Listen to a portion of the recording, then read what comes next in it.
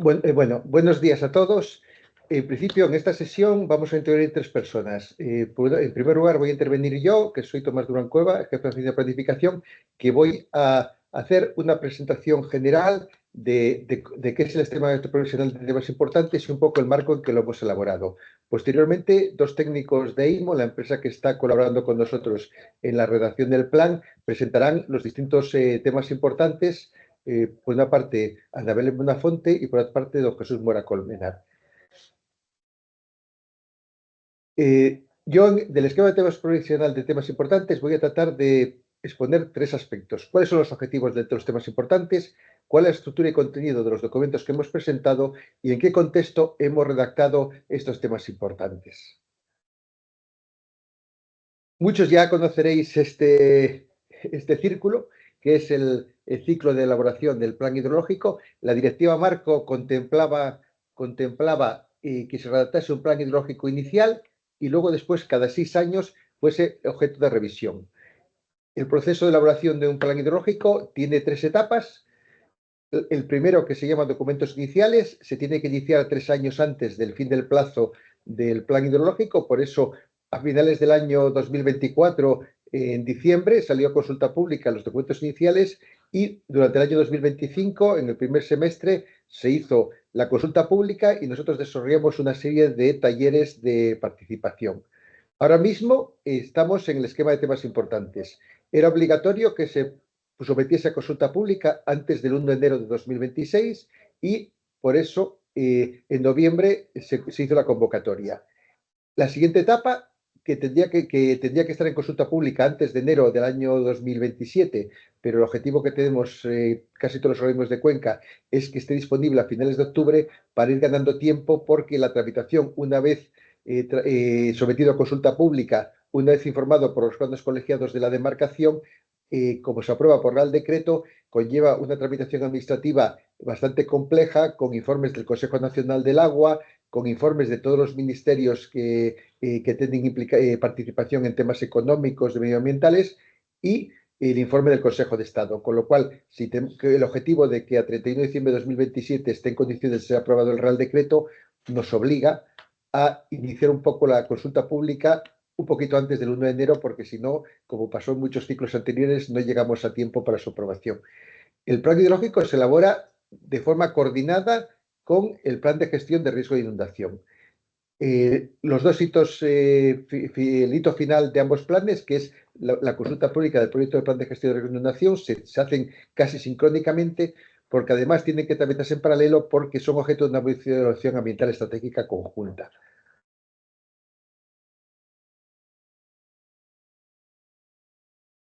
El esquema de temas importantes, como ya avanzó un poco nuestra presidenta, es el escalón intermedio entre los documentos iniciales y el plan hidrológico.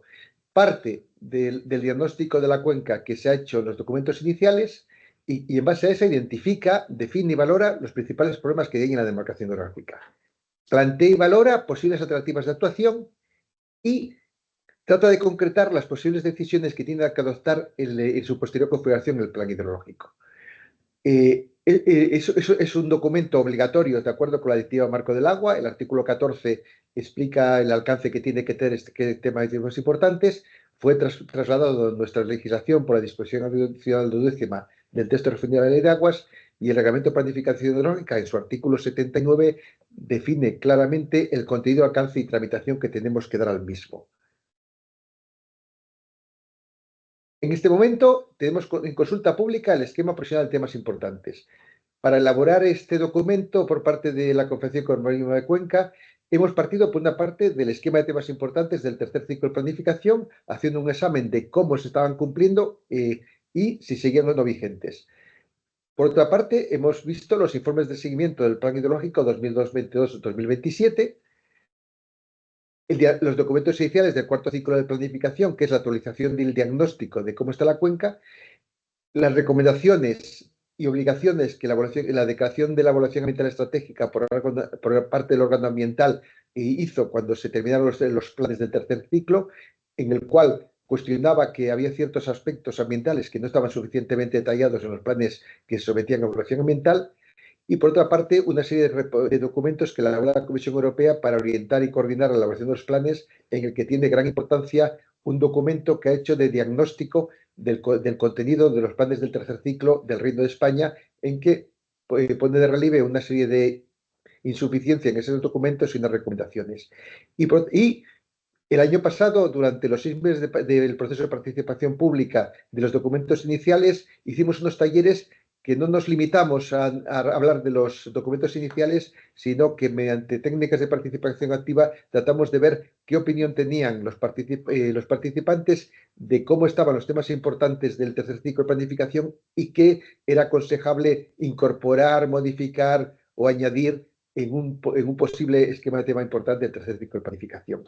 Durante esos 6 meses que que estamos ahora mismo de consulta pública, por una parte, estamos abiertos a propuestas y sugerencias de las partes interesadas y por otra parte, a través de la consulta pública, las alegaciones y observaciones se incorporarán un documento que someteremos a informe del Consejo de Agua de Demarcación y también debatiremos en el marco del Comité de Autoridades Competentes, para finalmente, en octubre de este año, tener el esquema de temas importantes ya definitivo, que es el que marco en el que se va a desarrollar la redacción del plan.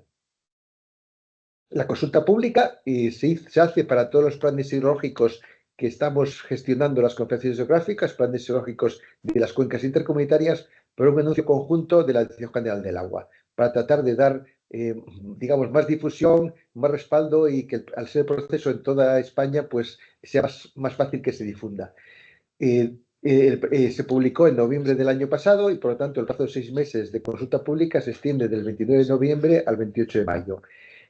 En esta cuenca, igual que hicimos hace un año, durante abril de 2026 tenemos previsto desarrollar distintas actividades de participación. Todavía no tenemos definidas muy bien lo que haremos. También queremos hablar con las comunidades autónomas que son otras autoridades competentes y que siempre han colaborado con nosotros en estas actividades de participación para tratar de establecer un calendario. Nuestra idea es hacer unas actividades de participación más orientadas a los temas, a grupos de temas, y no como hicimos el año pasado, que las hicimos por una parte Asturias y por otra parte Cantabria, ¿no?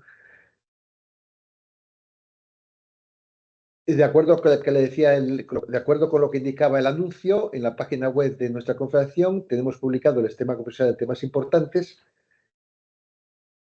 y además, junto con este tema, simultáneamente y prácticamente coincidiendo con la publicación de este esquema de temas importantes, hemos dado difusión a los documentos iniciales consolidados con todas las aportaciones recibidas, con la respuesta a las aportaciones, y también hemos publicado el informe de seguimiento del año 2024, que es justo el informe de la mitad de los 6 meses, de los 6 años del plan. Y estamos terminando de corregir, reparar y corregir erratas para publicar en la primera quincena de marzo un documento que está exigido por la Ley del Cambio Climático y que el Plan Hidrológico de la Demarcación Hidrográfica del Cantábrico incluía entre las medidas, que es un estudio de adaptación a los riesgos de cambio climático en la Demarcación Hidrográfica del Cantábrico Oriental. El análisis de adaptación que tiene este documento es también una parte importante de los criterios que tiene que seguir el plan en su redacción. La estructura del documento que podéis ver en la página web y que está sometido a consulta pública se estructura en una memoria y un anexo con las fichas de los temas importantes. En la memoria, aparte de una introducción, se describen los elementos que se consideraron en la elaboración del IPTI, se relacionan los temas importantes de la demarcación que luego se desarrollan en el anexo, se hace un análisis de las presiones, los impactos, los sectores y actividades que pueden suponer un riesgo para alcanzar los objetivos medioambientales establecidos y que sigue la Unión Europea, se hace un análisis de las administraciones con competencia en temas relacionados con el agua y qué corresponde a cada uno, y se hace un planteamiento de alternativas de actuación y unas directrices que se deberían seguir para la revisión del plan. En el anexo de las fichas importantes, cada ficha se estructura como en 3 partes. Por una parte, una descripción de la situación actual. Por otra parte, una descripción de las actuaciones desarrolladas o en desarrollo durante este ciclo de planificación. Y una tercera fase, que es un planteamiento de alternativas para cada una de las fichas. Los temas importantes siguen siendo 18, como fueron en el tercer ciclo de planificación, y en su mayor parte se mantienen los que habíamos establecido entonces. Un cambio importante que es, aunque sea un cambio de reubicación, es un cambio que tratamos de reflejar mucho mejor el carácter transversal. La adaptación de los escenarios de aprovechamiento de las previsiones de cambio climático antes estaba recogido en el bloque 2, atención a las demandas y raciones del uso, y lo hemos trasladado al bloque 3, la seguridad de fenómenos meteorológicos adversos, para reflejar, por una parte, su carácter transversal. El cambio climático no solo va a afectar a las disponibilidades de recursos y, por lo tanto, la garantía de suministro, sino que también va a tener efecto en el cumplimiento de objetivos medioambientales, porque cuanto los diagnósticos que están incluidos en el documento que vamos a publicar, pues recogen que las perspectivas de incremento de la temperatura de la atmósfera, que se trasladan a la temperatura de los cauces, porque los ríos, conforme aumenta la temperatura de la atmósfera, también se está notando que está aumentando la temperatura media en los cauces, y esa temperatura media pues afecta al hábitat de los peces, pero también puede afectar al tema del comportamiento del vertido, de la mezcla de los vertidos, de la reoxigenación del agua. A mayor temperatura hay menos oxígeno en el agua y, por lo tanto, puede tener cierta trascendencia. Y una de las medidas de mitigación de estos efectos del cambio climático es la recuperación del dominio público hidráulico, el tema 5, alteraciones hidromorfológicas y ocupación del dominio público. Otro cambio que es casi, yo creo, para encajar mejor, es que en los fenómenos meteorológicos adversos teníamos un tema 14, que hablábamos de otros fenómenos extremos. Pero otros fenómenos extremos, ninguno de ellos estaba vinculado a fenómenos meteorológicos adversos, sino que estaba sobre todo vinculado a los accidentes y a los riesgos como tal. La parte de este bloque que afectaba al estado de las masas de agua, lo hemos trasladado e integrado en el grupo 4 de otras fuentes de contaminación. Por ejemplo, ahí se ha trasladado el tema de la incidencia de los incendios forestales, de la incidencia de los accidentes que puede haber en la red de comunicaciones, que pueden originar contaminaciones puntuales, y el tercer grupo, que era el tema de los riesgos que había de las infraestructuras hídricas y la necesidad de una conservación y mantenimiento adecuado para reducir los riesgos, lo hemos añadido como un nuevo tema dentro del tema de atención a las demandas y ración del uso.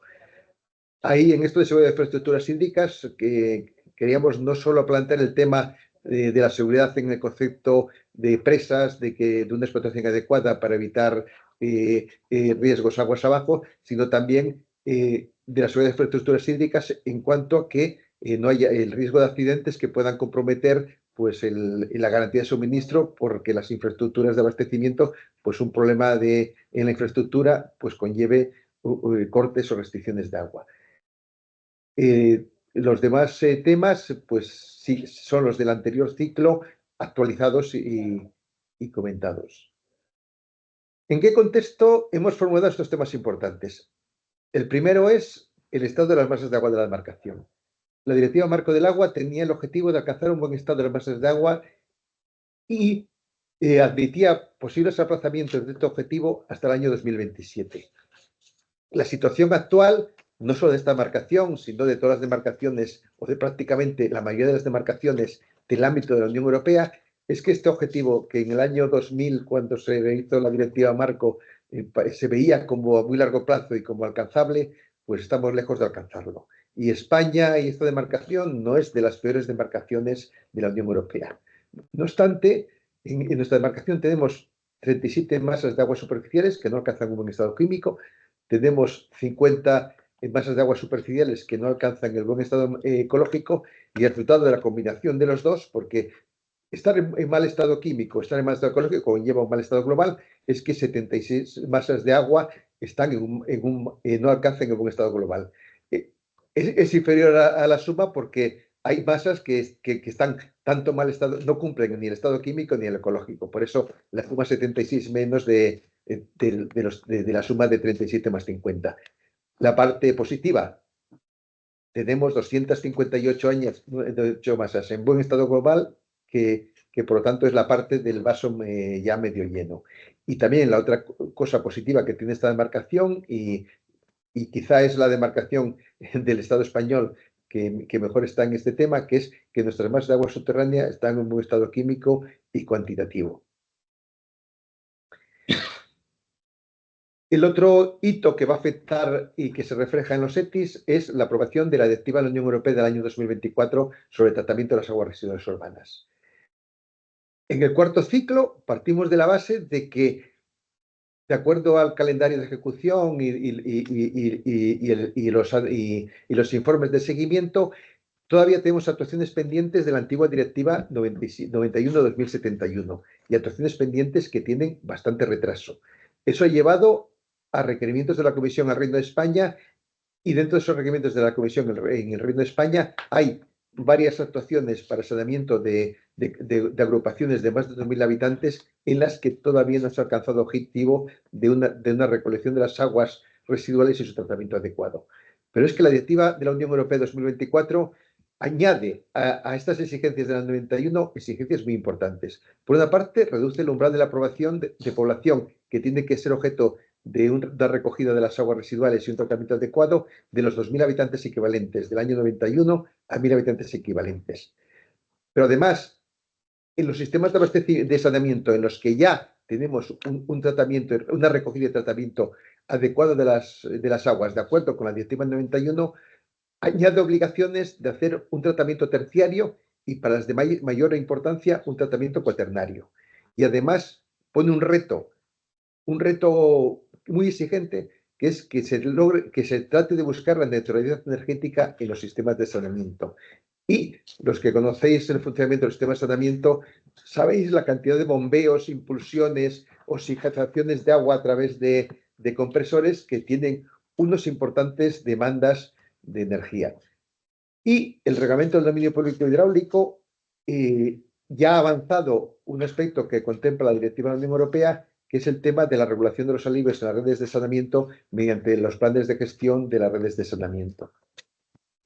Todos estos retos son unos retos muy importantes, se extienden más allá del año 33 en que va a terminar este ciclo, pero para la mayoría de ellos, aunque no sea obligatorio antes del año 33, sí durante el año 28-30, durante el periodo 28-33, las administraciones hidráulicas tenemos que empezar a diseñar, planificar y programar las exigencias de esta directiva. Directiva que de momento todavía no está transcrita al ordenamiento jurídico español.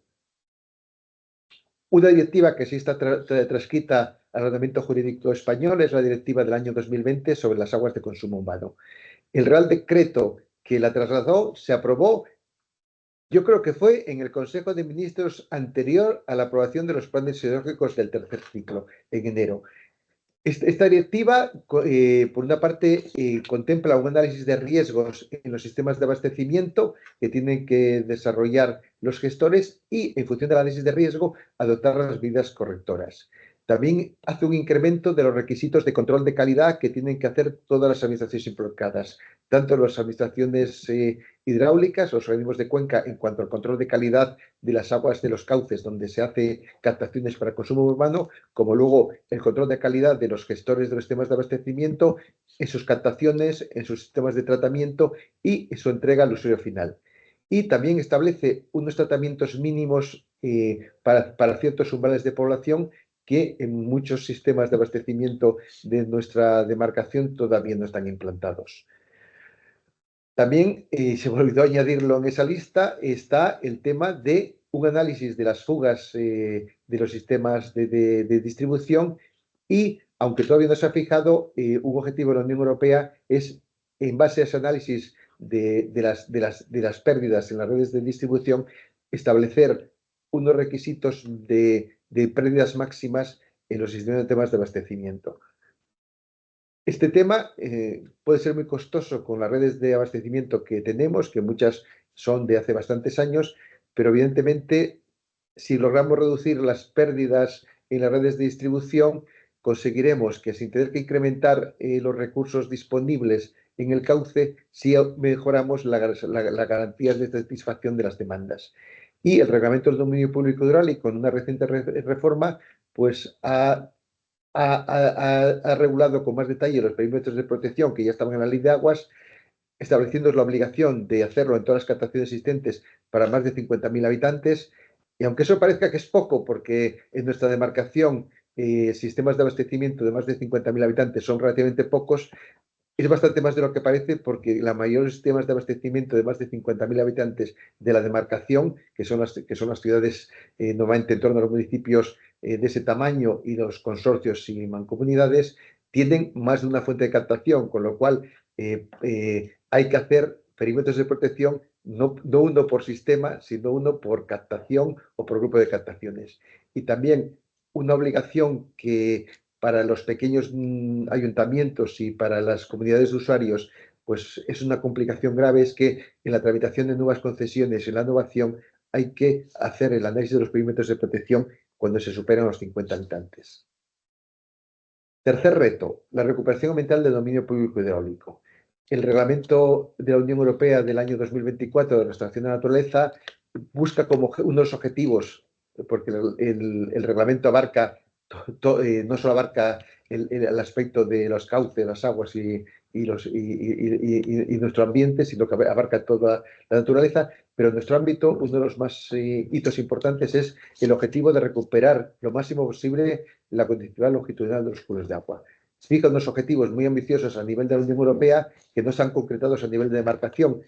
Sí hay una estrategia nacional de restauración de ríos que es anterior a este reglamento, se elaboró cuando estaba el reglamento en su confección y por tanto se sabía que existía, que concreta un poco más los objetivos que el Estado español tiene en esta materia. Por otra parte, la financiación, que es quizá el talón de Aquiles de toda la gestión hidráulica. Gran parte del problema es que las necesidades de inversión que tenemos superan las capacidades vigentes de ingresos para financiar esas transacciones. En este tercer ciclo ha entrado en vigor la revisión del canon hidroeléctrico, que para los organismos de cuenca supone un ingreso importante, y también se ha modificado el reglamento del dominio público hidráulico en el aspecto de la tarifa de utilización del agua. Ahí no se ha creado un nuevo impuesto, no se ha creado una nueva tasa, sino que se recoge y se desarrolla reglamentariamente la aplicación de la tasa a unas actuaciones que ya la ley 2985 de aguas decía que tenían que estar sujetas a esa tarifa y tenían que satisfacer la tarifa, pero que hasta ahora, cuando el Estado, mediante la declaración de una obra de interés general del Estado, de una obra, acometía la inversión, no hacía esa recuperación de coste que exigía la ley de aguas y que también exige la Directiva Marco del Agua. Por lo tanto, y por una parte está el tema de la aplicación de la tarifa en las infraestructuras que existen, pero para las nuevas actuaciones, para las obras pendientes, ahí sí que es obligatoria esa tarifa de utilización, y los beneficiarios de las obras tienen que ser conscientes de que cualquier obra que de interés general del Estado que acometa la Administración Hidráulica Estatal, luego van ellos a tener que recuperar una parte del coste mediante esta tarifa. Y a falta de que se haga el desarrollo reglamentario de la Directiva del Tratamiento de las Aguas Residuales Urbanas y se regule cómo se hace la gestión, la directiva sí contemplaba la responsabilidad compartida del productor, se centra sobre todo en temas de la industria química y cosmética, y los productores de sustancias químicas que exijan los tratamientos cuaternarios tienen que contribuir a la financiación de los costes que va a conllevar esos tratamientos cuaternarios. Este es un tema que, hasta que no se haga el desarrollo reglamentario de la directiva, pues no podemos concretar qué efectos va a tener en la financiación de las infraestructuras de saneamiento. Finalmente, los retos que afronta el Estado español y, por lo tanto, también la gestión del agua.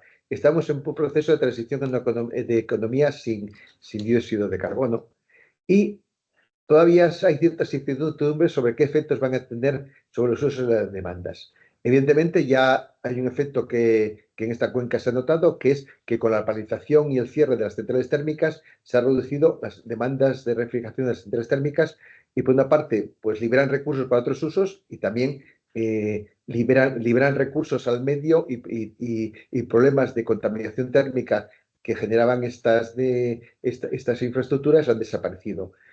Sí, por otra parte, el tema de la energía renovable, que es una energía supeditada a la evolución de la insolación y a la evolución del viento, obliga a potenciar los sistemas de almacenamiento de energía. Y nuestra demarcación tiene un potencial muy importante para generar centrales reversibles. Hay ya varios proyectos, planes y estudios para aprovechar los envases existentes, complementándolas con centrales reversibles y depósitos situados en la ladera para este almacenamiento de energía. Por otra parte, hay una incertidumbre sobre el consumo del agua de las nuevas actividades. El plan del hidrógeno verde está definido a nivel del Estado español, pero todavía no está concretado muy bien dónde se va a generar y dónde va a captar esos recursos. Y la reconversión industrial que acomete muchas industrias tiene unos cambios a las demandas que en unos casos puede ser una reducción, pero en algún caso puede ser un incremento de esa demanda. Y también tenemos la adaptación al cambio climático. La adaptación al cambio climático, que ya he apuntado, va a afectar a la disponibilidad de los recursos, ¿no? Va a afectar también a una mayor temperatura de las aguas y probablemente en algún caso haya que incrementar el nivel de tratamiento de los vertidos en algunos casos en que la evolución de la temperatura limite las posibilidades de autodepuración. Y la parte positiva, que es que la fortaleza de nuestra demarcación. Nuestra demarcación, dentro de lo que son las demarcaciones de España, es una de las que tiene una más baja presión de los usos de agua sobre los recursos totales. Sí hay el inconveniente de que tenemos unos recursos totales que están con muy poca regulación y, por lo tanto, en estiaje se ven muy reducidos. También tenemos un potencial de reutilización de caudales del Adar. Ya en el plan del tercer ciclo ya están varias medidas que están ahora mismo en proyecto bastante avanzado y que se empezarán a construir. Y los caudales de los sistemas de saneamiento de nuestra demarcación son un potencial de unas aportaciones y unos recursos muy importantes para satisfacer la demanda industrial. Y en este tercer ciclo ha habido una evolución radical en la mejora del conocimiento que tiene que redundar en la mejora de la gestión durante el cuarto ciclo. Por una parte, las redes de control durante este tercer ciclo se han visto incrementadas, tanto las redes de control de la Confederación como de los usuarios. Y el PERTE del ciclo urbano del agua financia una serie de actuaciones muy importantes de gestores del agua en colaboración con las comunidades autónomas de Asturias y Cantabria, que va a suponer un antes y un después en el conocimiento del uso del agua en los sistemas de abastecimiento y en los sistemas de saneamiento. Con esto termino mi presentación y cedo la palabra a Ana Belén, que nos va a desarrollar los temas importantes del primer bloque de los temas, el vinculados a los temas de calidad y al estado de las masas de agua. Buenos días a todos. Voy a intentar sintetizar un poco lo que es la presentación de la parte del primer bloque de cumplimiento de objetivos medioambientales. En cuanto al bloque de cumplimiento de objetivos medioambientales, se engloba dentro de la división clásica de los temas importantes que se han definido anteriormente y está centrado pues, en las presiones e impactos sobre el estado de las masas de agua. Hemos utilizado, como bien ha comentado Tomás anteriormente, hemos utilizado pues, el IMPRES que se ha desarrollado durante los documentos iniciales, la evaluación del estado que venimos desarrollando en el seguimiento del plan y sobre todo el análisis agregado de ese estado que tenemos de las masas entre el 18 y el 23. Con todo ello, pues vamos a ver, este bloque de cumplimiento de objetivos medioambientales está constituido por 8 temas importantes que básicamente vienen a integrar los mismos que teníamos en el plan anterior, exceptuando la modificación del de otras fuentes de contaminación que recupera parte de uno de los bloques de abastecimiento. El primer tema es el de contaminación de origen urbano. Los vertidos urbanos constituyen una de las principales presiones sobre las masas de agua superficiales en toda nuestra demarcación, a pesar de los avances que hemos tenido en saneamiento y depuración. Los principales problemas que tenemos en esta demarcación pues, es que tenemos aglomeraciones urbanas aún sin depurar de forma adecuada o con edades insuficientes. Tenemos unas redes de saneamiento incompletas o deterioradas. Tenemos unos aliviaderos y desbordamientos frecuentes en episodios de lluvia, que aún no los tenemos controlados. Tenemos aportes industriales y hospitalarios en las redes urbanas, que hasta este momento no los estábamos considerando en la evaluación. Y a todo esto tenemos que añadir pues, la compleja orografía que tenemos en la demarcación, la dispersión de los núcleos de población y que agravan sobre todo pues, la presión de esta contaminación de origen urbano sobre los ríos, estuarios y zonas de transición. Hemos intentado hacer una relación entre el estado ecológico con el origen urbano y de esta manera se han identificado unas 50 masas de agua superficiales con un estado ecológico que denominamos moderado, deficiente o malo, es decir, que no cumplen las condiciones de cumplimiento de los objetivos ambientales. Y casi todas ellas presentan un impacto comprobado por contaminación urbana, ya sean nutrientes, de nitrógeno, carga orgánica, contaminación química o alteración incluso del hábitat. Si vemos la distribución de nuestras poblaciones a lo largo de toda la demarcación, pues vemos que esos vertidos urbanos afectan especialmente pues, a los tramos fluviales, a los estuarios y a los embalses. Las aguas subterráneas no lo hemos plasmado y como ha indicado antes Tomás, pues nuestras aguas subterráneas están en buen estado ecológico y químico. ¿Cuál es la situación que tenemos actualmente con el plan? Pues como comentábamos, pues tenemos la Directiva 91 que obligaba a esas redes de colectores y tratamiento primario y secundario para la reducción de contaminantes y control de los lodos, que se han recogido todas las medidas en el plan vigente, que incluyendo unas 100 actuaciones o medidas dentro de este programa, de las cuales 19 ya están finalizadas. Por lo tanto, han consistido en mejoras de colectores, planteamiento de nuevas edades, modificación de edades, ampliaciones, etcétera, pero aún tenemos 49 en ejecución y muchas de ellas aún no están iniciadas. Tenemos que añadir, eso sí, a las medidas que se habían planteado en el programa de medidas del plan, las inversiones realizadas por las administraciones locales. Estamos contabilizando y recogiendo toda aquella información de que los ayuntamientos nos están emitiendo sobre aquellas actuaciones en medidas de saneamiento que están llevando a cabo en sus ayuntamientos. ¿Y cuál va a ser la tendencia que vamos a plantear en este tema importante para el próximo ciclo? Pues es la aplicación precisamente de esa directiva que ha entrado en vigor en el 2024, en la que endurece todos los requisitos que planteaba la directiva del 91, que es el tratamiento secundario obligatorio para esos núcleos de población de más de 1.000 habitantes equivalentes, la reducción de los desbordamientos por las aguas pluviales y la presencia o la exigencia de tratamientos terciarios o cuaternarios para la eliminación de nutrientes y microcontaminantes. Adicionalmente, vamos a tener que implantar los planes integrales de gestión de saneamiento. Y en todas las fichas planteamos al final, aparte de la situación actual,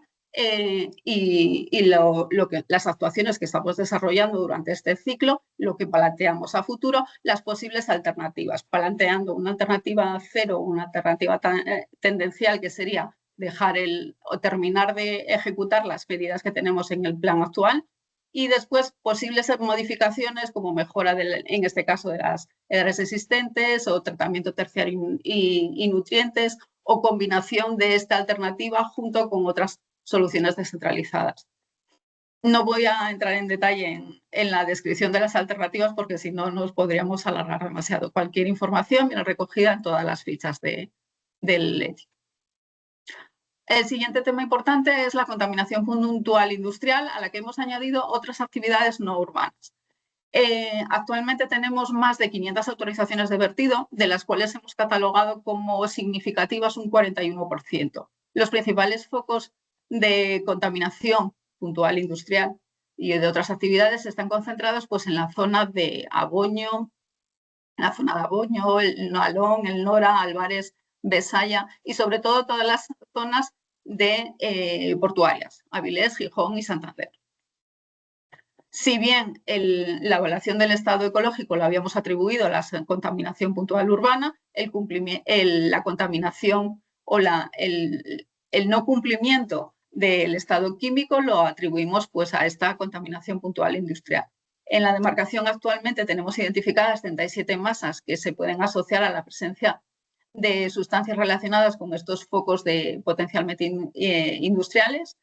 Se han presentado masas que tienen presencia de biocidas, hipermetrina y glifosato, que esto lo veremos también en la parte de contaminación difusa. Tenemos una dependiendo de qué usos puede ser debido a una contaminación puntual industrial o una contaminación difusa. Tenemos masas en las que nos aparecen sustancias como fluoranteno, benzopirenos, cadmio, que está vinculado directamente con estas actividades industriales.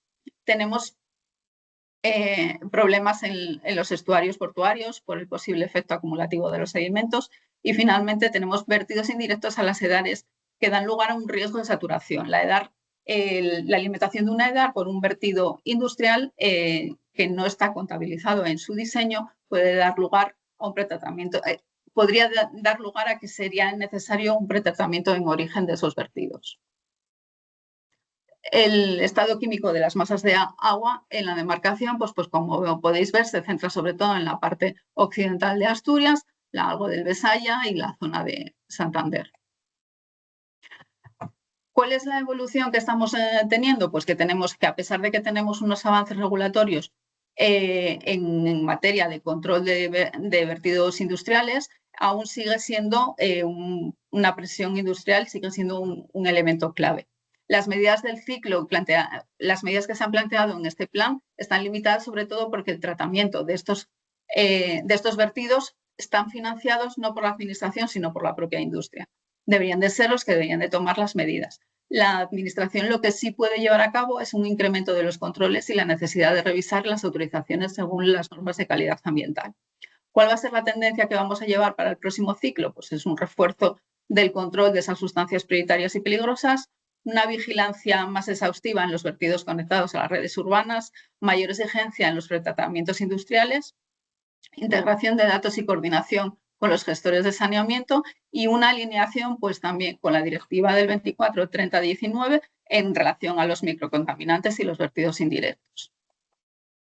Nuevamente pues, se plantean las 4 alternativas, la tendencial y otras 3 que son más exhaustivas y tienen diferentes inversiones. La contaminación difusa. ¿Quiénes son los causantes de la contaminación difusa en nuestra demarcación? Pues es la ganadería, que estarían los purines, el estiércol, que producen una mayor carga de nitrógeno y fósforo sobre las masas de agua, la actividad forestal, que produce biocidas sobre todo y erosión de los terrenos, y la agrícola, con la utilización de fertilizantes y plaguicidas. Todo ello nos da como sustancias claves pues la presencia de nitratos que dan lugar a la eutrofización de las masas de agua subterráneas y superficiales o la presencia de glifosato y hipermetrina en los efectos residuales. Todo ello se ha traducido en que hemos identificado que tenemos 43 masas bajo presión por contaminación difusa y 18 de ellas están en mal estado. Es de destacar, por ejemplo, el embalse de Priañes, que tiene un estado eutrófico bastante crítico. ¿Cuál va a ser la tendencia o cuál va a ser las actuaciones que vamos a llevar? Pues, por un lado, sin olvidarnos del enfoque de la gestión adaptativa al cambio climático, porque la contaminación difusa se ve muy influenciada por el cambio climático, vamos a tener que llevar a cabo pues, un mayor control y unas redes de muestreo en los puntos críticos. Vamos a intentar realizar una trazabilidad total de los purines y la gestión de estos mediante el Plan Nacional de Inversiones en Residuos y una gestión eficiente para finalmente tener una mejor coordinación y formación agraria con todas las entidades. Nuevamente, pues planteamos 3 alternativas, además, 2 alternativas además de la tendencia. Dentro de las otras fuentes de contaminación hemos englobado todas aquellas presiones locales o herencias históricas que hemos podido identificar en toda la demarcación y que no habíamos tenido en cuenta en los 3 primeros bloques. Pues estarían todas las actuaciones de minería, de vertederos, de los lodos de la EDA, de la deposición atmosférica debido a la lluvia ácida, los residuos MARPOL, acuicultura, geotermia y sobre todo, principalmente, pues los contaminantes emergentes que se están siendo detectados de microplásticos. Todas estas fuentes de contaminación tienen unas acciones en curso. Como son fuentes de contaminación, pues están siguiéndose pues, el control químico de esas sustancias, el control de vigilancia de las instalaciones que las producen, las inspecciones mediante programas de control de los vertidos autorizados y todo el tema de restauración de los tratamientos de mineros, por ejemplo. ¿Cuáles son las orientaciones que vamos a seguir para el siguiente ciclo? Pues como estrategia planteamos un mejor conocimiento de un inventario georreferenciado de todas las escombreras o suelos contaminados que podamos tener en la demarcación, una gobernanza, convenios con autoridades competentes para la gestión de suelos y residuos, una prevención en cuanto a la ejecución subsidiaria en suelos contaminados críticos y una aplicación de la normativa en coordinación con la nueva ley de residuos, la 722. Por lo tanto, tendríamos como escenario tendencial el mantenimiento de las actuaciones actuales que tenemos actualmente en el plan hidrológico del tercer ciclo y una mejora de las medidas prioritarias y coordinación legal para una mejora progresiva de las mismas. En cuanto a las alteraciones morfológicas que tenemos dentro de la demarcación, tenemos de tres tipos, las longitudinales, laterales y hidrológicas. Consideramos como longitudinales unas que tenemos en la demarcación unas 176 masas con obstáculos transversales considerados como presas y aguazudes obsoletos y dan lugar a una fragmentación de la continuidad de las especies, es decir, la posibilidad del movimiento de desplazamiento del salmón, la anguilla, la lamprea, etcétera. Y un régimen sedimentario favorece, esas son alteraciones longitudinales, nos favorecen el régimen sedimentario en las masas de agua. Por otro lado estarían las alteraciones laterales, que son las canalizaciones. Hemos contabilizado más de 8.500 metros de canalizaciones en toda la demarcación. Añadimos los muelles y una pérdida de las zonas intermareales en los estuarios. En la zona de Avilés, Villaviciosa, Santander y Santoña son las más pronunciadas. Y finalmente las hidrológicas son aquellas que son para el uso de hidroeléctrico. Tenemos aproximadamente un 16% de las masas de agua tienen uso hidroeléctrico, presas para uso hidroeléctrico o bien acuicultura, un 13%. Si vemos una foto de cuáles son las presiones por alteración del régimen hidrológico en las masas de agua superficiales en toda la demarcación, vemos que principalmente en la zona del Nalón es la más influenciada, pero se extiende a lo largo de toda la demarcación. ¿Cuál es la situación que tenemos en este momento? Pues como decía anteriormente, pues el cambio climático es algo que nos va a influir en todos los temas importantes y por lo tanto tenemos que tenerlo en cuenta en todos ellos. En el plan actual se están llevando a cabo una inversión de unos 80 millones de euros en 26 medidas estratégicas, de las cuales 17 están en ejecución en este momento para la recuperación de la morfología natural.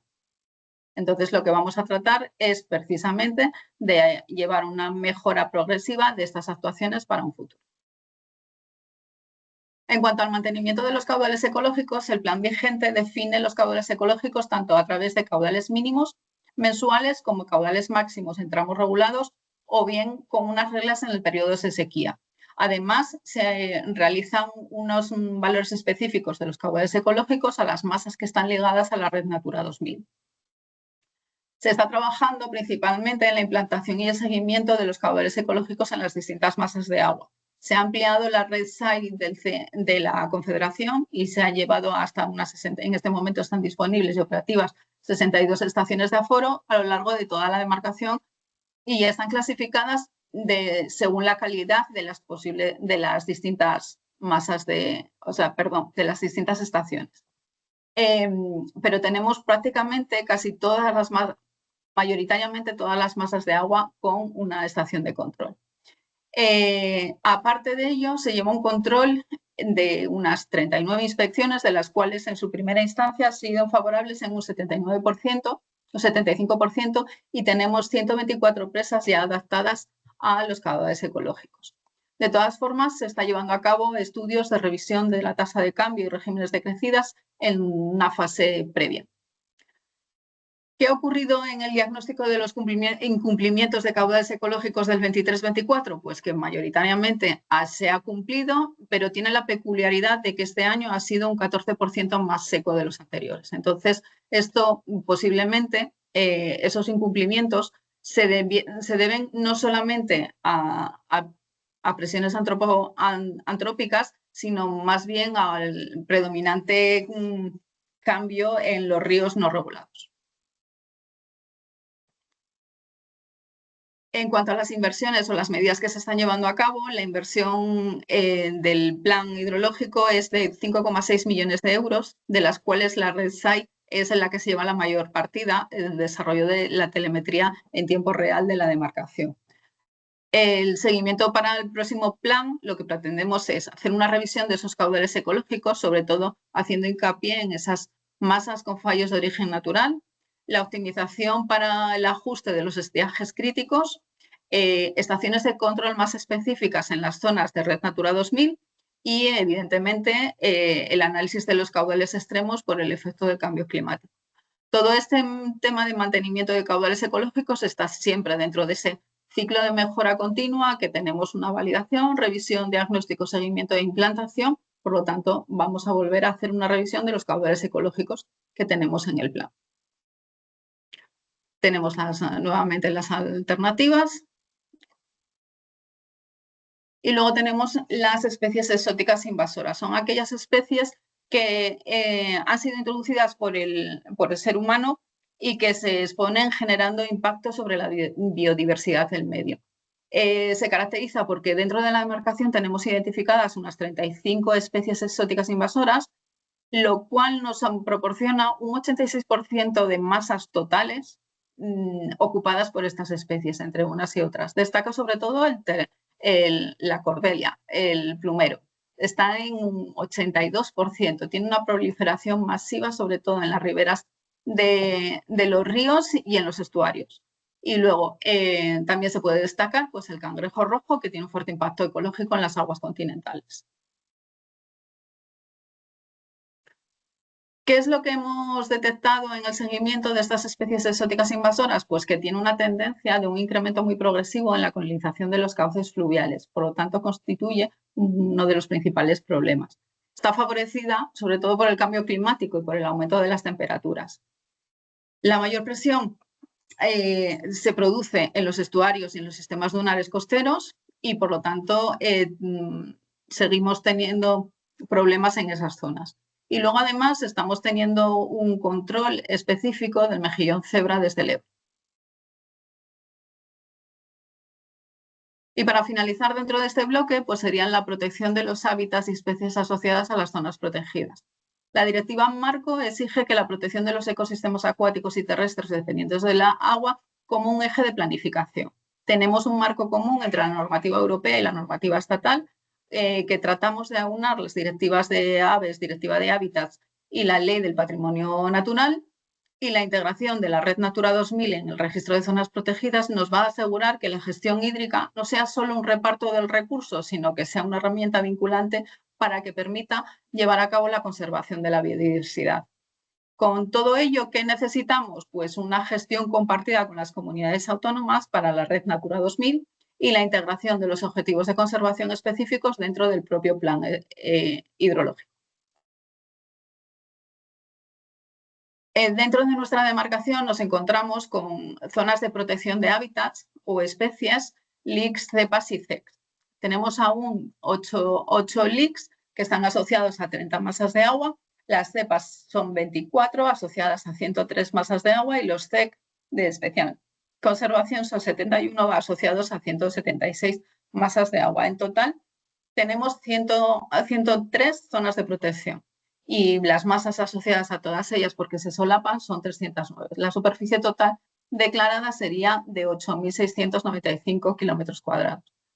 ¿Qué ocurre con estas zonas de protección? Pues que actualmente están sometidas o están muy influenciadas por el tema de los vertidos, porque el impacto de los vertidos urbanos, tanto urbanos como industriales, les afectan en la calidad físico-química. Están afectadas por las alteraciones hidromorfológicas, porque las barreras impiden su continuidad fluvial. Están afectadas por las especies invasoras, por el desplazamiento de la flora y la fauna autóctona del medio, y están afectadas por el cambio climático, lo que supone un estrés térmico y una reducción de los caudales circulantes en la demarcación.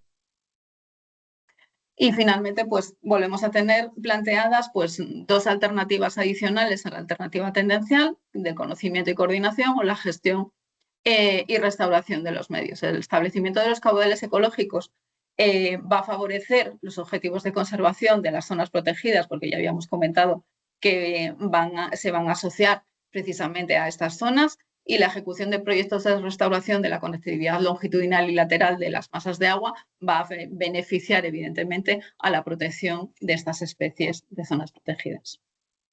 Y con esto brevemente os he explicado en qué consiste pues, el bloque 1. Ahora doy paso a Jesús. Buenas tardes. Voy a intentar ser un poco más breve porque al final se nos va el tiempo. De los 18 temas importantes identificados en la demarcación, 9 se han explicado ya y son los correspondientes al bloque de cumplimiento de objetivos medioambientales. Hay otros 9 temas importantes que están divididos entre los 3 bloques siguientes: el de atención a las demandas y racionalidad en el uso, la seguridad frente a fenómenos meteorológicos adversos, sequías e inundaciones, y el conocimiento y la gobernanza. Con respecto al bloque de atención a la demanda y racionalidad en el uso, el primer tema importante identificado es el abastecimiento urbano y la población dispersa. Voy a ser muy breve. La demarcación del Cantábrico se caracteriza fundamentalmente por una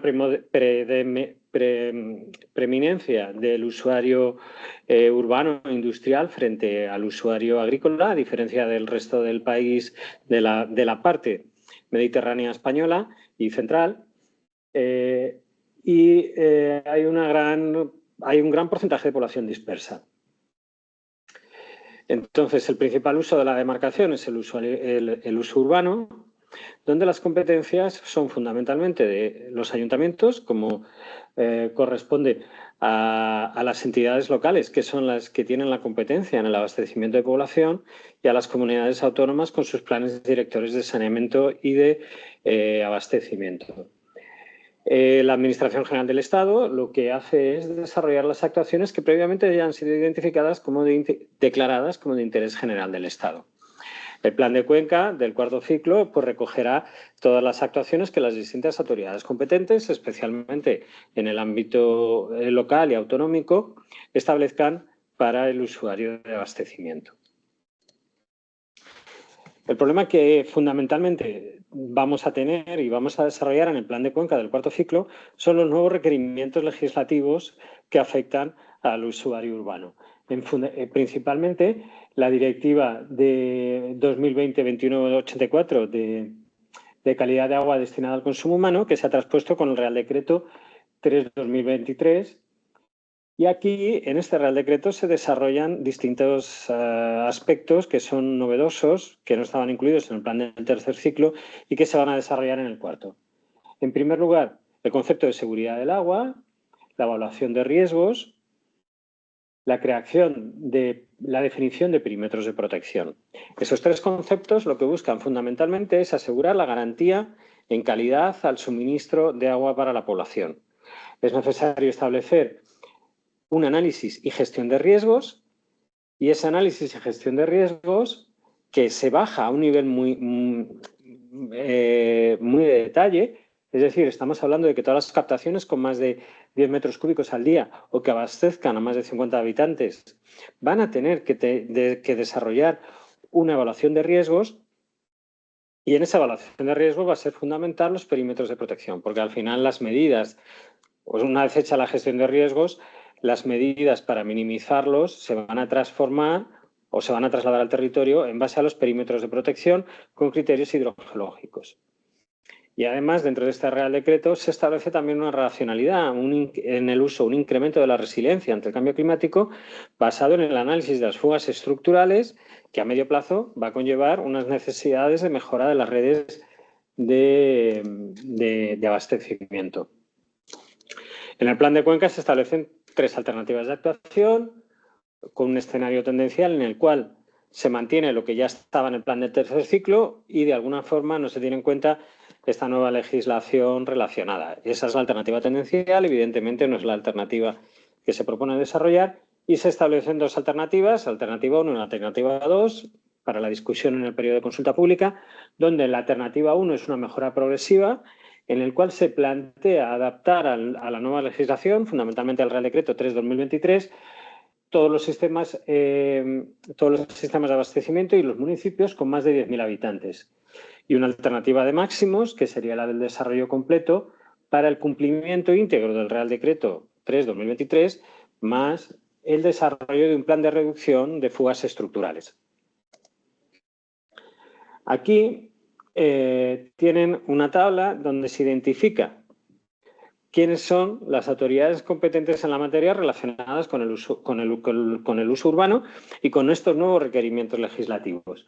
Fundamentalmente son 4 bloques. Fugas estructurales, donde el papel fundamental son los operadores, bien sea mancomunidades, bien sea directamente el municipio, Ministerio de Sanidad, Ministerio de Medio Ambiente, la Comisión Europea, etcétera. No quiero entrar mucho en detalle, pero al 31 de marzo del año pasado ya tendría que estar disponible una evaluación detallada de las fugas de cada sistema. El Ministerio de Sanidad, conjuntamente con el MITECO, a finales del año pasado tuvo que enviar a la Comisión Europea un informe detallado de fugas estructurales para aquellos sistemas de más de 50.000 habitantes y esta parte todavía no se ha desarrollado, pero para enero del año 2028 la Comisión Europea va a establecer unos objetivos mínimos de fugas, de reducción de fugas por cada estado, para cada estado miembro. Eso va a obligar a establecer un programa de actuación que tendrá que ser implementado por los distintos operadores. Eso sería la cuestión de las fugas. Con respecto a la gestión del riesgo, fundamentalmente es una tarea a desarrollar por operadores, la Confederación y el MITECO. Para diciembre del año pasado se esperaba la guía de evaluación y gestión de riesgo en zona de captaciones. Durante estos años, hasta enero del 27, va a ser labor de las confederaciones con pliegos específicos la evaluación y gestión de los riesgos de consumo humano. Esa evaluación de riesgo va a conllevar unas posibles medidas que tendrán que ser implementadas por los operadores. Y este Real Decreto no solo se va a basar en esta gestión de riesgo y el análisis de fugas estructurales, también se plantea una mejora de cooperación interadministrativa y transparencia de información con unos requerimientos también específicos. Y el plan hidrológico del cuarto ciclo pues intentará en la medida de lo posible recoger el avance de todas estas tareas, teniendo en cuenta que no todas ellas van a estar terminadas en diciembre del 27, que será la fecha de publicación del plan del cuarto ciclo. El siguiente tema identificado dentro de este bloque es la seguridad de las infraestructuras hídricas. No quiero entrar mucho en detalle por el tiempo que tengo, pero uno de los temas importantes que se identifica es la mejora de la seguridad de todas las presas de la demarcación, presas y azudes, bien sean de la Administración Central, bien sea competencia de la Administración Central, bien sean competencia de operadores privados o de concesionarios. ¿De qué estamos hablando? Estamos hablando de que a día de hoy el Plan de Cuenca ya contempla pues, un mantenimiento y conservación de las infraestructuras, esa sería nuestra alternativa tendencial, pero se plantea una alternativa, de mejora progresiva con ajuste metodológico, en el cual se plantea o se propone una modernización de los sistemas de auscultación, la actualización de los planes de seguridad y la optimización de los procedimientos de gestión del riesgo. Pero se intenta ir un poquito más allá y se plantea una alternativa 2 de máximos de transformación integral y resiliencia avanzada, en el cual pues, se plantea una mejora sustancial mediante la incorporación de nuevas tecnologías, una digitalización completa de la auscultación, sistemas de gestión inteligente, etcétera. El tema importante número 11 sería otros usos. Y aquí, bajo este epígrafe de otros usos, estaríamos hablando fundamentalmente del uso industrial, que tiene una elevada importancia relativa en la demarcación del Cantábrico, donde el 40% total de las demandas consultivas son de los usos industriales. Y para los usos industriales, las medidas que se están planteando son fundamentalmente la potenciación de la reutilización y de la regeneración de las aguas residuales. Pero no solo se incluye el uso industrial, sino también los usos energéticos, fundamentalmente la hidroeléctrica, que es fundamental en la demarcación del Cantábrico, y el incremento de la capacidad de almacenamiento energético que se plantea en el PNIEC. Al igual que en anteriores temas importantes, se plantea una alternativa tendencial, pero se propone el desarrollo de una alternativa de mejora progresiva que incluiría la ejecución de todas las medidas de regeneración y de mejora de la eficiencia del plan hidrológico vigente del tercer ciclo, y una alternativa de máximos de desarrollo completo, en el cual se priorizan también las medidas de ahorro y de compatibilidad ambiental de todos los sectores. Sobre el bloque de fenómenos meteorológicos adversos, hay un tema importante de inundaciones, al igual que en el anterior ciclo, y como no puede ser de otra manera, donde se plantea como medidas transversales la restauración del espacio fluvial y la adaptación morfológica del cauce, que son medidas win-win, que no solo permiten una mayor resiliencia frente a las inundaciones y una protección del entorno, sino que también permiten avanzar en el cumplimiento de la Directiva Marco del Agua en cuanto a la mejora del estado de las masas de agua. De las tres alternativas que se plantean, está la alternativa 1 de mejora progresiva, en el cual se plantea la ejecución completa del Plan General de Riesgos de Inundación del Cantábrico, y una de desarrollo completo, donde se plantean además actuaciones adicionales a las planteadas por el propio Plan General de Riesgos de Inundación.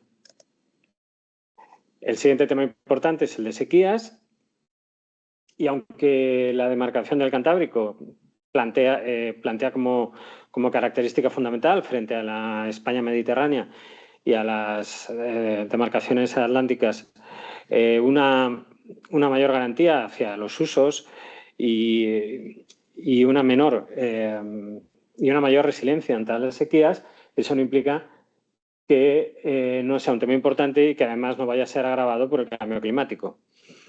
Entonces, pues se plantea un tema importante de la potencial afección de las sequías, incluyendo una alternativa 1 de mejora progresiva, en el cual se plantea la ejecución completa del Plan Especial de Sequías, que va a ser aprobado próximamente. Aquí aparece Plan Especial de Sequías 2025, aunque fue publicado en el 2023 y después, por problemas del procedimiento ambiental, hubo que ser sometido otra vez a consulta pública durante el año 25. Se plantea, además de la ejecución de todas las medidas y de ese plan de gestión, porque al final un plan especial de sequía es un plan de gestión, una mayor coordinación con las distintas autoridades competentes y una reducción de fugas en los sistemas de más de 50.000 habitantes y un mayor control en el uso agroganadero de la demarcación. La reducción de fugas, aparte de ser una medida que mejora la resiliencia del uso urbano, también es una medida que reduce, por supuesto, el impacto de la sequía. Y después una medida de máximos, de refuerzo de planificación y mejora integral de la eficiencia, donde la reducción de fugas se plantea para el conjunto del usuario urbano de la demarcación y se plantea un esfuerzo en la instalación de contadores en todas las tomas de la demarcación y una modernización de las infraestructuras hidráulicas. El siguiente tema, 14 dentro de este bloque, es la adaptación de los distintos escenarios de aprovechamiento a las previsiones de cambio climático. Va a ser publicado en los próximos días un estudio de adaptación al cambio climático, donde se plantea como escenario más posible para el corto plazo, entendiendo como corto plazo el año 2045, que es el horizonte de cambio climático del plan hidrológico del cuarto ciclo, se plantea como el escenario más plausible el SP245, que es el de el de crecimiento intermedio de emisiones. El estudio de adaptación del cambio climático se va a desarrollar conforme ese escenario, y ese escenario es el que se plantea en el tema importante de cambio climático del plan del cuarto ciclo como alternativa 1 de ejecución. Y una alternativa de máximos que sería ver qué pasaría si fuéramos al escenario SSP585, que es el de altas emisiones, y sería la alternativa de adaptación acelerada y anticipada y anticipatorio ante riesgos altos. Fundamentalmente, el cambio climático, aparte de las reducciones de aportaciones, va a conllevar, y por eso están aquí puestos dos figuras. La primera, en esta parte de aquí, sería la reducción nival, que va a ser muy importante, o se prevé que sea muy importante la reducción nival, con lo que eso ocasiona de cambios en el régimen de los ríos, incremento de la temporalidad y mayores estiajes en verano, que además coincide con épocas pues, de toma de algunos riegos, de riego de pastos, etcétera, y de incremento de población estacional en el verano. Y otro riesgo que también es bastante importante, o son los dos riesgos que más problema le vemos, que es el de reducción de aportaciones. El siguiente bloque, o el último bloque, es el de conocimiento y gobernanza. Y aquí se plantean distintos temas importantes. El primero identificado es el 15, de coordinación entre administraciones. La coordinación entre administraciones en los planes hidrológicos españoles se realiza a través del Comité de Autoridades Competentes. Está regulado por el artículo 36 bis del texto refundido de la Ley de Aguas. Pero se plantea como una alternativa a desarrollar en el cuarto ciclo una mejora completa, donde se refuerce el papel del Comité de Autoridades Competentes, promoviendo su participación activa de todas las fases del ciclo de planificación y dándole un mayor soporte técnico mediante el desarrollo de grupos de trabajo especializados que puedan ser como subgrupos dentro del Comité de Autoridades Competentes. Una mejora de coordinación con el MITECO e intensificar la colaboración con las comunidades autónomas y los entes locales. Al fin, bueno, también se plantea una mejora de la coordinación con las estrategias marinas. Este tema importante que se plantea como objetivo que en el futuro esta mayor coordinación se pueda traducir en un mayor grado de implantación del programa de medidas y una mayor integración de la planificación hidrológica, de los objetivos de la planificación hidrológica, en el resto de políticas públicas sectoriales que desarrollen las distintas autoridades competentes. El tema 16 tiene bastante relación con el mismo, porque la recuperación de costes y financiación del programa de medidas intenta responder a uno de los principales problemas. ¿Por qué no se termina de implementar el programa de medidas? Primero, porque hay un problema de coordinación o puede haber problemas de coordinación entre las distintas autoridades competentes y por eso se identifica el tema 15, pero también porque hay un problema de recuperación de costes. Es decir, faltan instrumentos de financiación para el conjunto del programa de medidas, fundamentalmente para aquellas medidas que no están para aquellas medidas que no tienen un canon de regulación, que no hay una tasa del usuario en el texto refundido de la Ley de Aguas. Hay muchas medidas que no tienen un instrumento de recuperación de costes en la legislación actual, como puedan ser pues, todas las medidas de mejora hidromorfológica. Pero como esas, pues hay muchas, las medidas de contaminación difusa, etcétera. Entonces, planteamos en este tema importante avanzar en mecanismos estables de financiación y reforzar la colaboración interadministrativa para garantizar la implementación efectiva del nuevo programa de medidas. Y se plantean como posibles alternativas de actuación una modificación, que sería la alternativa 1, modificación del régimen económico-financiero de la utilización del dominio público hidráulico para garantizar la financiación completa del programa de medidas, es decir, que las medidas que actualmente no tienen instrumento de recuperación de costes, que se pueda establecer un nuevo instrumento de recuperación de costes dentro del texto refundido de la Ley de Aguas. Y una alternativa número 2, de modificaciones presupuestarias, donde el conjunto de las administraciones públicas asuman que dentro de sus presupuestos es necesario asegurar financiación para el programa de medidas del plan, de forma que los costes ambientales de estas medidas sean asumidas por el conjunto de la sociedad y no por los usuarios. Hay un penúltimo tema, que es el de mejora del conocimiento, donde se plantean pues, posibles actuaciones a futuro de mejora del conocimiento, como puede ser la ampliación y mejora de las redes de seguimiento del estado de las masas de agua, la mejora del seguimiento de caudales ecológicos, nuevos estudios específicos de los efectos del cambio climático o de la caracterización hidromorfológica de las masas de agua, detección de sustancias emergentes, etcétera. Es decir, se identifican posibles áreas de mejora a futuro del conocimiento en la demarcación. Y por último, el último tema importante es la identificación como tal de la sensibilización, formación y participación pública, donde se identifican una serie de acciones que permitan reforzar los mecanismos de participación pública y de participación del conjunto de la sociedad en el plan hidrológico. Se plantea como una posible alternativa de mejora progresivas en el cual se mantendrían las estructuras y canales actuales de mecanismos de divulgación y de consulta pública, como puedan ser el portal web, los puntos de acceso institucionales, los buzones de consulta, pero siempre incrementando el esfuerzo de visibilidad y accesibilidad de estas medidas actuales. Y un desarrollo completo en el que proponemos un conjunto de nuevas actuaciones destinadas a reforzar la gobernanza participativa, que en la ficha del tema importante están identificadas, pero estamos hablando desde educación y sensibilización desde edades tempranas, ir a los colegios y dar charlas, por ejemplo, la actualización de la base de datos de agentes interesados para que pueda ser una base de datos dinámica y que las personas y agentes se puedan incorporar o no, la diversificación de los mecanismos presenciales de participación, ampliando las jornadas técnicas, talleres temáticos y un impulso al voluntariado ambiental en torno al agua, es decir, ir a un máximo de esfuerzo por parte de las administraciones competentes para implicar a la sociedad en su conjunto en la planificación hidrológica. Entonces, estos serían los 18 temas completos que están identificados en el documento de esquema provisional de temas importantes.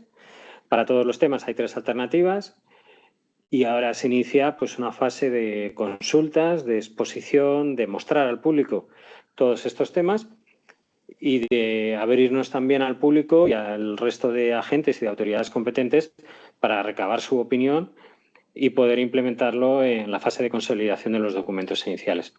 Y aunque vamos un poquito mal de tiempo, pero he conseguido arañar 5 minutillos y ya pues doy paso a la siguiente fase de la jornada. Buenos días a todos de nuevo. Cuando repartimos los correos para informaros de la reunión, os habéis puesto una edición de correo por si alguien quería plantear algún tema con carácter previo a la reunión y tratarlo ahora.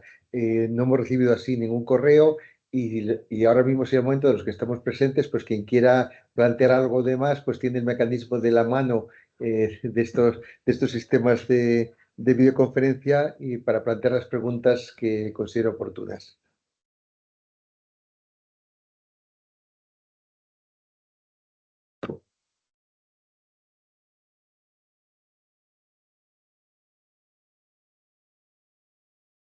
Como veo que nadie se anima a participar, solo recordaros que, bueno, como os decimos en el correo, en el correo de invitación a la reunión y en el cartel que pusimos en la página web para difundir un poco este resumen, pues hemos puesto la dirección de contacto de nuestra oficina de planificación hidrológica. A lo largo de abril vamos a hacer jornadas de participación que las trataremos de difundir a los que estáis aquí presentes y a los que hemos invitado y que no han podido asistir. Y la Oficina de Planificación Hidrológica en esta etapa, como ha estado siempre, está abierta a cualquier solicitud que planteéis de dudas, de consultas. Si algún grupo o algún interesado cree que es conveniente y necesita reunirse a hablar con nosotros para plantearnos su problemática o ve que el plan hidrológico pues, no recoge adecuadamente sus necesidades, pues tiene nuestra dirección de correo electrónico y por supuesto estamos abiertos a reunirnos con todos aquellos que tengan interés o necesidad de hablar con nosotros. Sin más. No. Si de verdad nadie quiere participar, pues nada, agradeceros a todos. Bueno, perdonad, sí, hago yo una pregunta, anda, por tener alguna. Soy Emilio Sí, ya te... de DP. Espera, que pongo la cámara para que me veáis. Uh-huh. Que en relación a las tasas de cambio, ¿qué se está haciendo en el resto de embarcaciones hidrográficas de España en este ciclo de planificación? O si tenéis información también de qué se hace en Europa respecto a tasas de cambio. Vamos a ver, en el tercer ciclo ya muchas demarcaciones geográficas ya han fijado tasas de cambio. Y recientemente hemos tenido una sentencia del Tribunal Supremo que cuestionaba, y no se sabe muy bien la interpretación que hace, porque dice que no es válido el régimen de caudales ecológicos que fijó una demarcación en concreto, porque no había fijado todos los componentes que exige la instrucción de planificación hidrológica, entre ellos las tasas de cambio. No se sabe muy bien qué implicación tiene, porque si un tribunal anula un régimen de caudales ecológicos, pues la conclusión es, pues no hay ningún régimen de caudales ecológicos, con lo cual sería casi peor lo que dice el juez, de que como no está todo, no se aplique ninguno, ¿no? Entendemos que lo que ha hecho el tribunal es dar una advertencia a los organismos de Cuenca para que en el cuarto ciclo hagamos este desarrollo completo de lo que dice la instrucción. Y nosotros, por nuestra parte, estamos haciendo un estudio de caudales ecológicos, y probablemente en abril, además de las jornadas generales de la demarcación, o finales de marzo o en abril, vamos a hacer una jornada similar a esta para explicaros lo que estamos haciendo, que hasta el momento nos hemos centrado sobre todo en revisar los caudales mínimos, eh, eh, tomando muchos más datos. Hemos duplicado el número de masas de agua en las que se han hecho los estudios hidrobiológicos para fijar los caudales ecológicos, para mejorar el contraste con los métodos hidrológicos. Métodos hidrológicos que además tenemos más datos, por cuanto que cuando se hizo los caudales ecológicos vigentes, pues el SIMPA estaba en sus albores, y el nuevo SIMPA pues está mejorando bastante el ajuste de los caudales a la realidad. Probablemente tengamos, bueno, probablemente no, con toda seguridad, la duda es en qué fecha, pero será por principios de abril. En cuanto pase Semana Santa, haremos una jornada específica para explicar lo que estamos haciendo y lo que pensamos hacer. La idea es implantar unos tasas de variación que hagan lo compatible, por una parte, la explotación racional de las infraestructuras y respetar los límites técnicos de lo que existe, porque evidentemente hay un régimen concesional que hay que respetar, y haciéndolo compatible con la mínima fricción o maximizando la protección del medio natural. Eso será un tema de una sesión específica. Sí, y te preguntaba también si en otros países de la Comunidad Europea, si sabéis qué hacen respecto a tasas de cambio. Vamos a ver, con independencia de esto, el Tribunal Supremo ha dicho que la legislación española las contempla y hay que hacerlas, con independencia de que seamos los únicos que lo hagamos en Europa. Esa es la realidad jurídica que tenemos. O sea, en Europa hay países que tienen menos preocupación por esas tasas de cambio, pero también hay que pensar que hay países que tienen unos ríos con unos caudales naturales mucho más importantes que los que caracterizan la península ibérica, que quieras o no, nuestros ríos no tienen unos caudales de los que existen en el norte de los Pirineos, y hay zonas en las que pues, no se aprecia la necesidad de los caudales ecológicos, bien porque llevan muchos años respetándolos, porque Francia, Suiza, aunque no esté en la Unión Europea, son países que ya tenían unos caudales ecológicos fijados ya desde mucho antes que España, ya en los años 90 ya los tienen establecidos, y por lo tanto, pues quizá no tengan esa preocupación que hay en el Estado español, porque la aparición de los caudales ecológicos fue posterior, y también porque tenemos un régimen hidráulico en que los caudales ecológicos tienen un aspecto más crítico que en el resto de Europa, ¿no? Muy bien, gracias.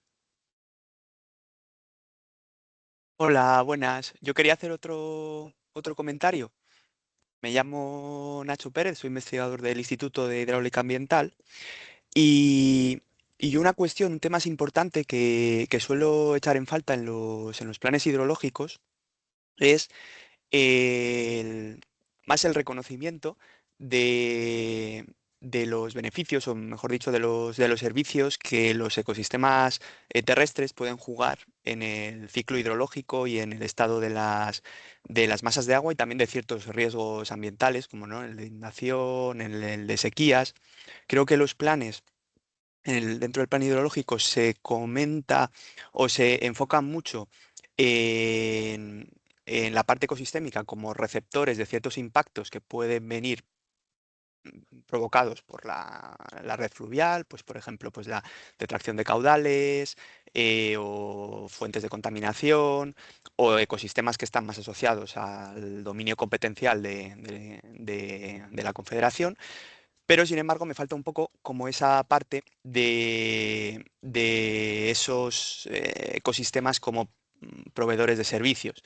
Entiendo que hay una parte, entiendo que hay una justificación de competencial como bueno, bastante fuerte en ese tema de igual no plantearlos porque está fuera del régimen de vuestras competencias, pero sí que pienso que de cara a la canalización de, como comentáis, uno de los temas importantes entre coordinación entre diferentes administraciones competentes, el reconocimiento explícito, ¿no? Incluso espacialmente explícito de estos ecosistemas, podría canalizar muy bien el discurso y puentes de comunicación entre administraciones con diferentes competencias. No sé qué opináis acerca de ello o si queréis hacer alguna consideración. O sea, evidentemente, el plan hidrológico de demarcación nace y está regulado por una legislación sectorial, que es la ley de aguas. Y por lo tanto, pues está orientado sobre todo a cumplir los objetivos que fije la directiva marco también. Es una directiva centrada más en lo que es el dominio público, en lo que es las aguas. Y en ese sentido tratan de satisfacer los objetivos, tanto la ley de aguas como la directiva marco, lo mejor posible. Lo que tú planteas sí se recoge, pero se recoge en el marco de la coordinación e integración. O sea, los planes geológicos recogen las figuras de protección que existen y tratan de trasladar se trata de trasladar a los planes geológicos las exigencias que los espacios protegidos tengan sobre el ecosistema. Y si hemos hablado y se plantea en el tema de coordinación de administraciones, pues hay una mayor coordinación con esos sectores para que también los planes de ordenación de los espacios naturales, que muchas veces se centran en otros aspectos, pues también que canalicen la influencia que tiene los caudales, nuestros cauces en su espacio natural, y si en algún espacio natural se considera necesario establecer en el ámbito de lo que es el dominio público hidráulico medidas adicionales para conseguir los objetivos del espacio, pues el plan hidrológico lo recogería, ¿no? Pero digamos un poco lo que tú planteas es más, quizás se centra más en la parte de la legislación vinculada a los espacios naturales y en los espacios protegidos. Sí, Pero, incluso... Uy, perdón. no, de todas formas, digamos que cualquier sugerencia que dentro del marco que nos da la ley de aguas y el reglamento de planificación que podamos incorporar, estamos abiertos a, si en la parte de consulta pública o se sugiere que algo que pueda hacer el plan en esa materia, pues estaríamos dispuestos a analizarlo, valorarlo y, si es viable, recogerlo. Vale, muchas gracias.